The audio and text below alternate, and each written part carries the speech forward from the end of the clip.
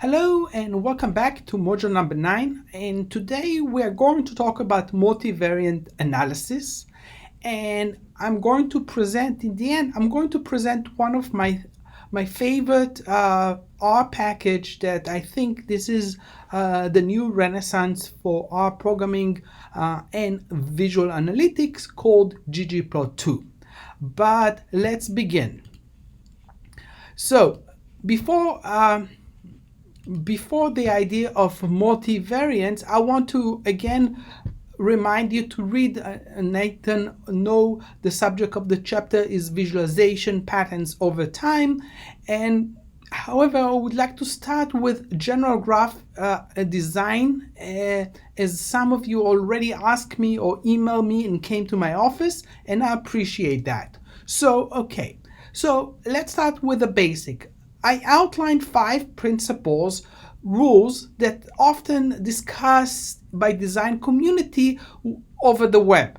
So this is a little bit cautious because we're not on the web designing, we're designing about data. So it's a little bit different.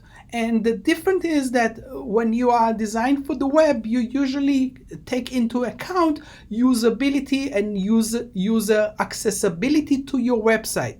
In data design, we are often applied to the idea what can the user get out of your usability in order for you to best match or best describe what you have done or what you have found in your analysis. I will apply the 5 principles that Antonio Horn, a web designer, came up, and I think this is a good indication for us. Why is it so important to have some framework or theory behind our design in order for us to apply to it? So, first rule that he outlined is alignment. And the idea of alignment is that there is a connection between everything in the graph or in the website in order for it to be hassle-free and be able to be more accessible to the user. So the alignment is one of the most basic principles of design. If you would go to the design school, you probably will talk a whole semester about the idea of alignment, and it is important. So alignment, again, the issue where you put your alignment with the text and the visual. What is the visual display are you going to align to, and how you're going to align it to the text or the headline. Everything needs to be thoughts of, and it needs to be understood in order for you to pursue a more accessible or more readable usability visualization. The second issue that he often repeat on is repetition. The idea of repetition make the design, according to him, the design of a website stronger. The issue of repetition is also can be applied to our visual analytics, and it can give a stronger case to what we are trying to achieve. And I won't display that throughout the semester, but again, I want you to remember that repetition and alignment.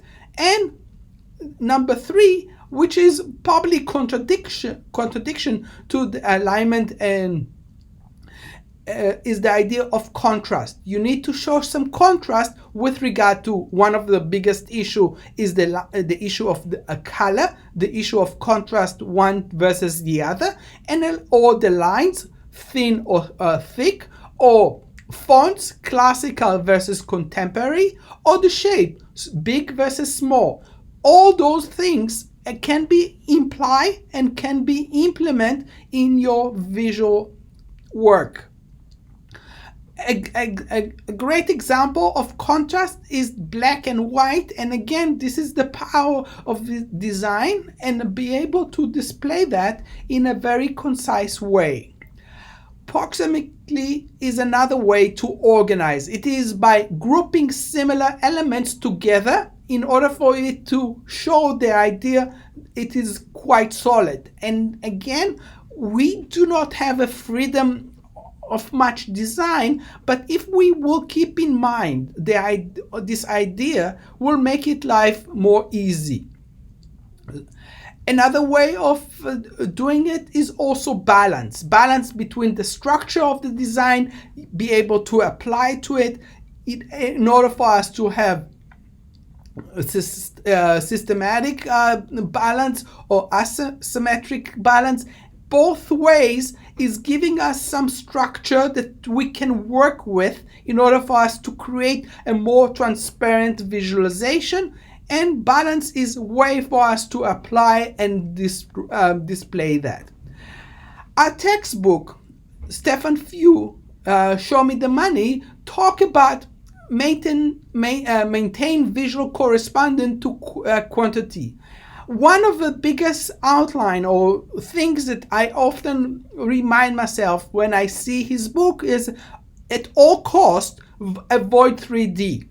And the idea here is that some of the rules, rule number 4 and rule number 5 that I talked about, has the same direction as Few has in his book, and I think that's why I brought it up, in order for you to follow up in a more easy way to understand. So according to our textbook, this is a bad example of visualization. Bad. Why is it bad?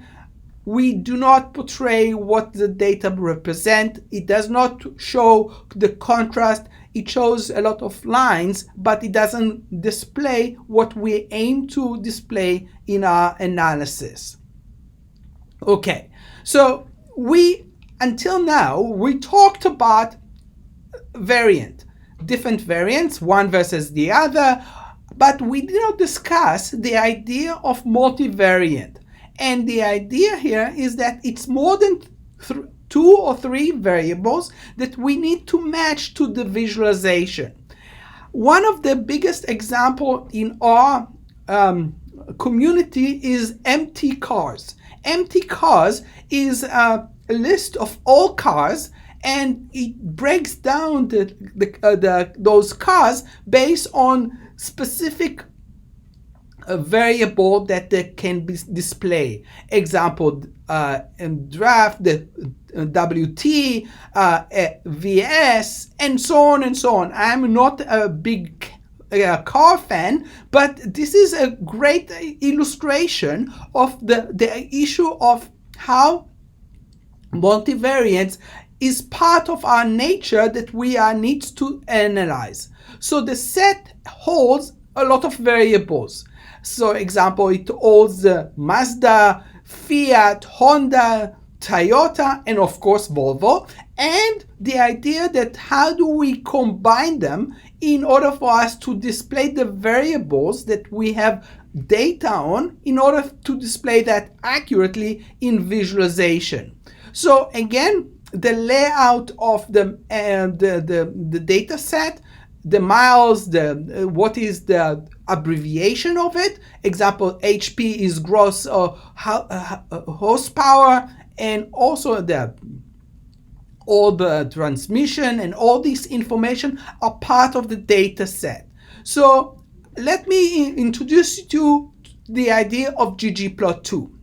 And ggplot2 is the idea that we can add layers into the visualization work in order for us to create something more meaningful, or something more that we can do in standard visualization that R provides. So it lends us the idea of the x-axis of a box plot, and be able to be a factor that is a variable that can be displayed with 0 to 1 with regard to the value.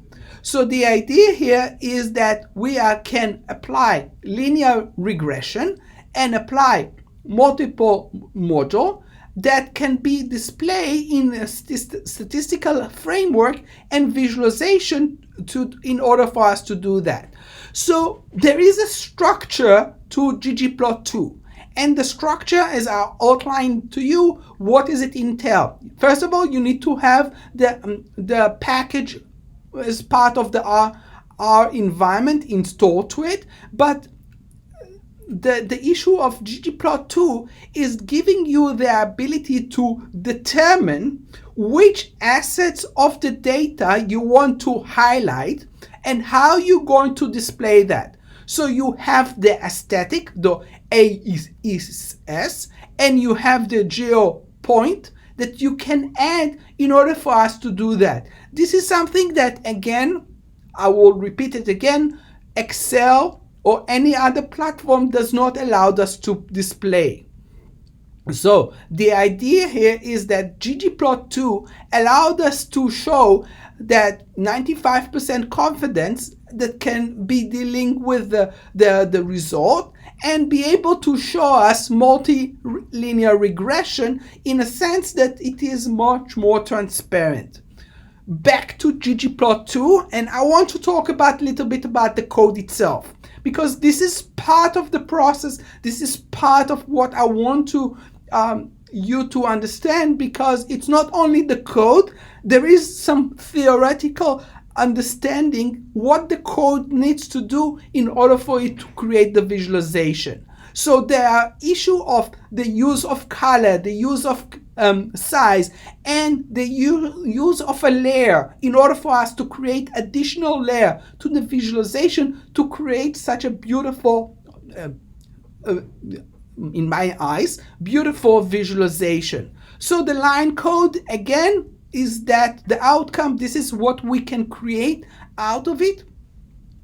And this is really powerful. And again, this is something that we are aiming to do as visual people to create in order for us to convey two variables. We have the circle and this, and we display those this visualization based on two axis, the y-axis and the x-axis, and be able to display that. So there is those variables embedded into the visualization, and we as a visual creator needs to take into account and what it will means to us with regard to mileage and regard to correlation with that and the efficiency of that, and the idea of what it is. Back to our book and back to show me the numbers, and our textbook talks about three types of multivariant display. He talks about glyph, he talks about heat maps, and he talks about parallel coordinates plot. So glyph is a common design that is allowed us to do that, and it has a lot of history, ancient history, that the Egyptians used that in order for them to write about what they found with regard to the writing system. So how did it work? They had created a system like the alphabet, and basically it was a little bit more complex, but a straightforward system that allowed them to have this type of system. So the color is the shape of the temperature, the shape of the head is the blood type, the thickness of the thero is the body mass index, portion of the arm is the heart rate, the position of the legs is blood sugar level. And as you can see, people started to use that in order for them to create this meaningful visualization in order for them to convey information. So with k-dimensional, and again, this is done in R, in the RStudio, and again, face can be displayed in multiple multivariance analysis in order for you to understand or to apply, and again, faces of 87 foil faces in order for them to convey the data. In R, we often use a package called rgrams, and it allowed us to show this idea, what does it entail, and the idea of matrix correlation. So we have a matrix correlation between two variables, and we would like to see the inside of those two variables with regard to the sub variable that entail. So the package provides ability to display techniques that help us to represent the data, and it allowed us to have a matrix correlation. And so the idea here is we have to install the package. You have to have a library, and after you install, you have to have the library of the package instead, and then you have to have the library of a package called ilspes, which means that it allowed us to apply data into it.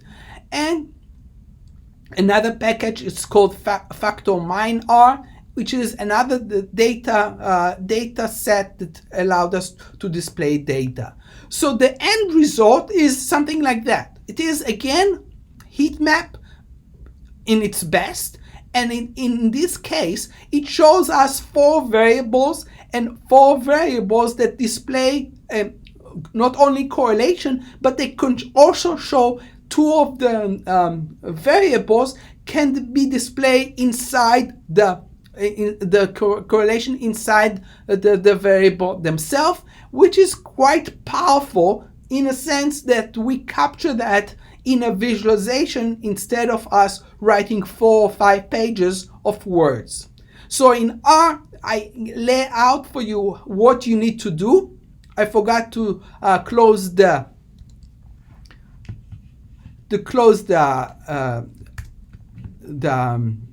brackets. And so the idea here is, again, you are looking for a data set. You are asking the R to write a package, a data set that founded on the web. And so you are calling the NBA, and you're giving the name, and you're adding the ggplot2 into the framework, and you're starting to apply to it, which means that you will have the ability to display that, the ability to add the aesthetics that ggplot2 has with regard to the aesthetic, with regard to the geo titles, example, is it fill or not fill, what colors, and the scale of the colors into it, low white, high white, and so on. And again, I want you to play with it, see how it feels, and this is the end result with regard to that. Again, in my perspective, this is quite nice visualization because it gives you a sense what you are facing. And again, it's variable versus name and the scale of it, and showing in visualization. And just think before visualization, how many words had to be used to describe what you have done in this visualization. Another package that I would like to introduce to you is called Lattice, and it is quite old package. It was created in 1993, and it's the idea of, again, high level and low level in a sense of what it is, the function, and how they portray or print or plot the data into it. And it is quite efficient, and the ability to add on to the package also give it another dimension that is key component.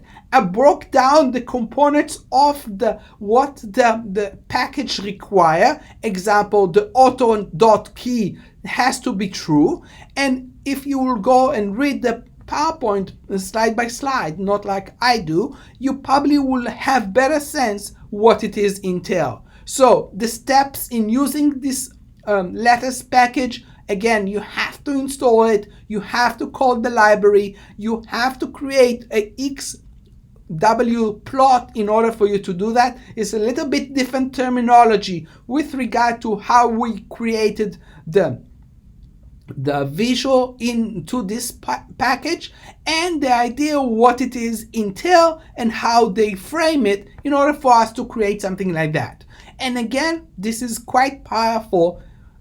Just again, think about what it will need you to do when you are trying to summarize the data result that you came up with and if you can create this visualization, how can helpful it is. So again, I gave some notes on it, saying what it is, where it came from, and how to apply, and the formula of plotting it.